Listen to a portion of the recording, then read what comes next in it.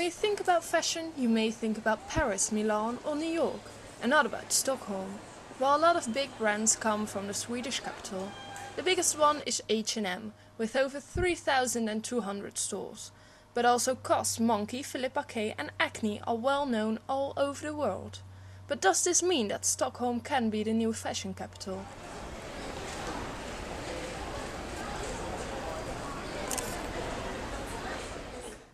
In Sweden, people got their own style. It's known for the dark colors and masculine design. I think the typical Swedish style is very individual. Like each brand really has their own little style in the universe. Yeah. So I think Swedish style is really about like personality. If you compare it to maybe like French style that is more like classical, Swedish is very, very forward-looking. Very minimalistic, I think. Straight lines and not so, what do you call it, expressive. In Sweden it would be definitely not to stick out too much. So you care a lot, you want to look good, you want to be modern, but you would not typically stick out and be the wildest bird at the party. But Sweden never really was a fashion nation. Only since the last millennium it all changed and the Swedish fashion industry exploded. Maybe 15 years ago or so, the brands that most people know about outside of Sweden that are rather well established today, like Acne maybe, started popping out, but then it was a lot more about denim. A lot about jeans, and the denim was sort of the base in a lot of brands, Swedish brands. And then I think over the last decade they have sort of evolved and become something more. The exhibition Svensk Mode 2000-2015 at the Sven Harrys Konstmuseum tells the story of the last 15 years of Swedish fashion.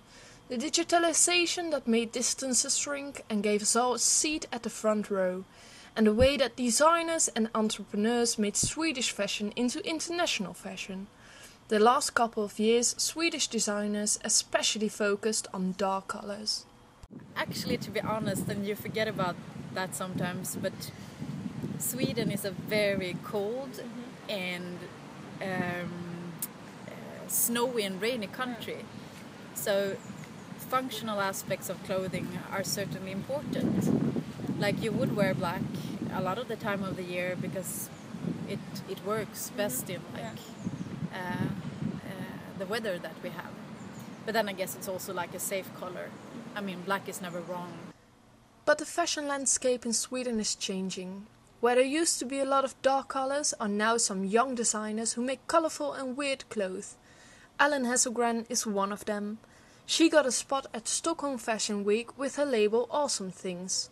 All through the Rookie Project, where 12 young designers get selected by the Swedish Fashion Council and are given the opportunity to show their designs to the world. Yeah, I think it's changing a little bit, but that's partly because we are very like welcoming to new brands in Sweden, and it's really a good country to be in as a new designer. And I think because of that we always have new brands and the style develop a lot. While I can only compare to France because it's the only other place I've been working, but it's much more difficult to start your own brand there and like to success as a new designer. And I think that's really important for the Swedish style, that we are really welcoming to like new designers and always have a style that develop. So it's clear that Swedish fashion is on the rise. But will it be the new fashion capital of the world? I think it will grow a lot. They say Swedish people are very creative, and when the Swedish brand like Acne and H&M and Tiger of Sweden and Dagmar is really growing, I think people see that they can do something about fashion. They can also be a designer. I would like to say yes, but I think no.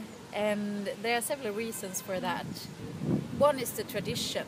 Like there is no real strong tradition when it comes to fashion in Stockholm. And now I know that many people hearing me say that would argue differently. Of course there is a history, but not in the same way. And then the production side is too far away. Like as soon as a company grows, things become outsourced, and there is like, I don't know, I'm skeptical that I mean, I shouldn't either deny the fashion identity for Stockholm. Of course it has become more and more important, but I think the city still has a long way to go.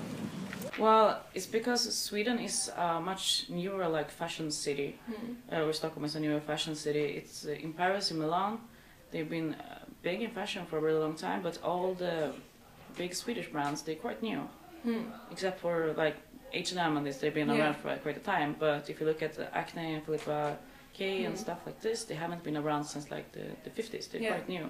So I think in like 10 or 20 years, I think Stockholm will be one of the biggest fashion cities. Yeah, you think? Definitely. Yes. Will it take over Milan and Paris? Well, maybe not, because I think they like complementing each other. Yeah. It's a very different style, but I think it will definitely be like on the map. It's one of the big fashion cities.